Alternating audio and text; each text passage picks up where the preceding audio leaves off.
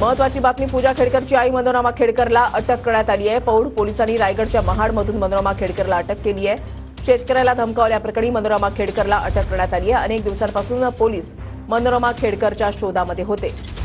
योगेश बोरसे आमचे प्रतिनिधी अधिक माहिती देतील। योगेश, वृषाली, मनोरमा खेडकर यांना पुणे पोलिसांच्या ग्रामीण पोलिसांनी अटक केलेली आहे। रायगडमधून ही अटक करण्यात आल्याची माहिती पुणे पोलिसांकडून देण्यात आलेली आहे। मनोरमा खेडकर आणि एकूण दिलीप खेडकर या सगळ्यांवरती गुन्हे दाखल करण्यात आले होते। पुण्यातल्या पौड पोलीस स्टेशनमध्ये या खेडकर दाम्पत्यावरती गुन्हा दाखल करण्यात आला होता। आता जी काही माहिती मिळते ती अर्थातच ग्रामीण पोलिसांनी मनोरमा खेडकर यांना ताब्यात घेतलेला आहे आणि थोड्याच वेळात त्यांना पौड पोलीस स्टेशन या ठिकाणी हजर केलं जाणार आहे।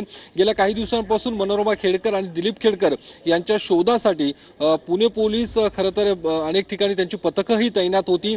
3 पथकं यासाठी तैनात करण्यात आली होती, ज्यामध्ये मुंबईमध्ये सुद्धा एक पथक गेलं होतं। पुणे शहर आणि ग्रामीणमध्ये ही पथकं खेडकर दाम्पत्याच्या शोधात होतं आणि ज्या पद्धतीने मुळशीमधला जो काही व्हायरल व्हिडिओ हा समोर आला होता, 1 वर्षापूर्वीचा हा व्हिडिओ होता आणि त्या ठिकाणी शेतकऱ्यांना धमकावण्याचा, दमदाटी करण्याचा जो काही आरोप या खेडकर दाम्पत्यावरती लावण्यात आला होता आणि त्यानंतर साधारणतः 1 वर्षानंतर हा गुन्हा पौड पोलीस स्टेशनमध्ये दाखल करण्यात आलेला आहे आणि या सगळ्या प्रकरणानंतर या सगळ्या प्रकरणाची आता चौकशी सुद्धा सुरू करण्यात आलेली आहे। ज्या व्हिडिओमध्ये स्वतः मनोरमा खेडकर या पिस्तूल दाखवून शेतकऱ्यांना धमकवण्याचा प्रयत्न करतायत आणि त्यानंतर पौड पोलीस स्टेशनमध्ये गुन्हा दाखल झाल्यानंतर पुणे पोलीस ज्या पद्धतीने बाणेरमध्ये मनोरमा खेडकर, दिलीप खेडकर यांचा जो बंगला आहे त्या ठिकाणी सुद्धा एक टीम दाखल झाली होती। मात्र त्या ठिकाणी हे दाम्पत्य, खेडकर दाम्पत्य हे आढळून न आल्यामुळे या 3 टीम्स तयार करण्यात आल्या होत्या। आता या मनोरमा खेडकरला ताब्यात घेऊन पुणे पोलीस काही वेळातच पौड पोलीस स्टेशन या ठिकाणी दाखल होईल आणि पुढची जी काही प्रक्रिया आहे ती पार पडणार आहे।